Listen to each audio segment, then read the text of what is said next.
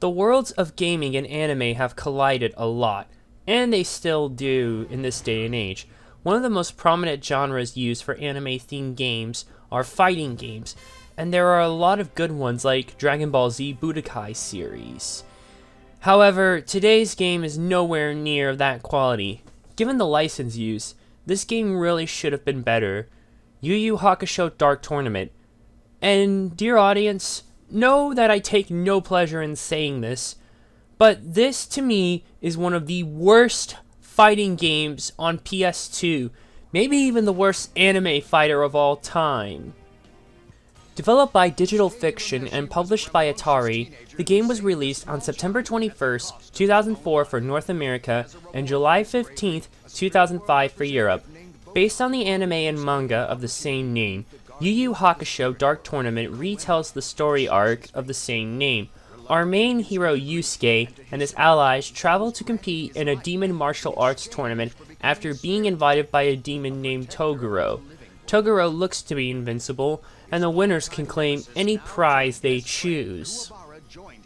This arc unfolds through story mode, where you complete missions. Most missions usually just have you beating your opponent one-on-one, but there are some other missions that deviate from the norm every once in a while, such as the infamous Knife Edge Deathmatch.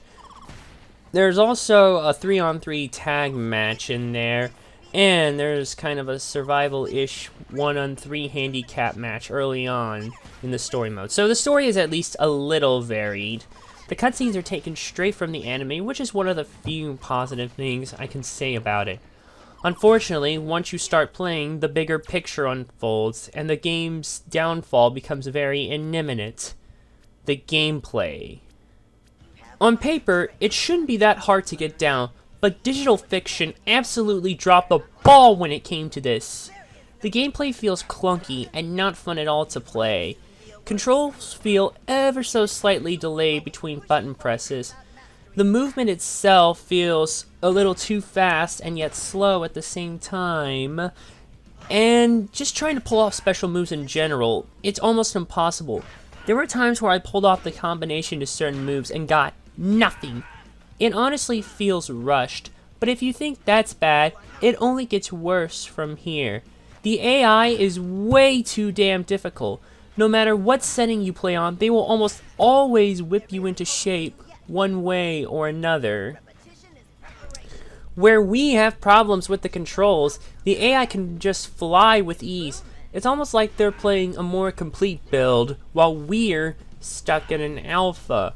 And like, we move so fast when we go around in circles at times, and even moving around, yet the movement itself of the actual buttons when you're pulling off combos is clunky.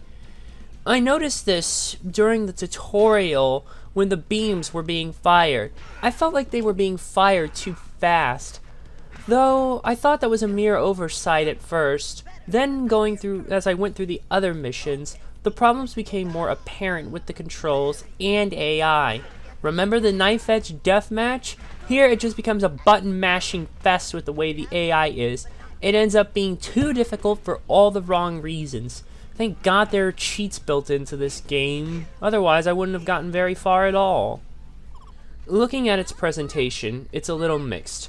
The graphics feel a little below average, the backgrounds and stages look fine for the most part, but the character models though, they're not that good.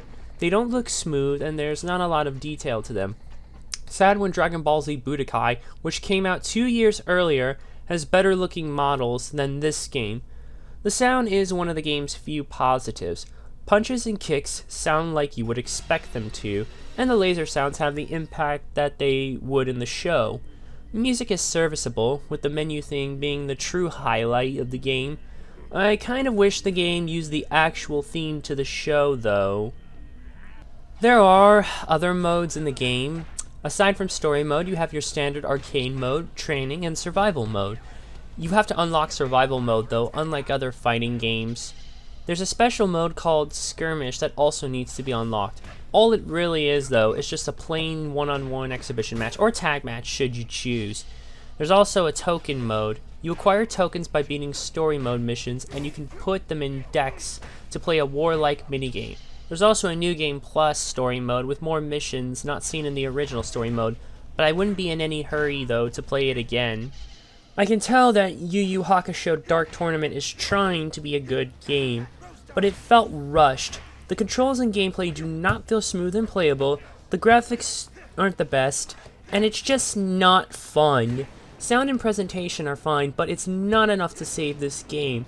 Had more time been spent tightening the gameplay and controls, it would have been a much better fighting game.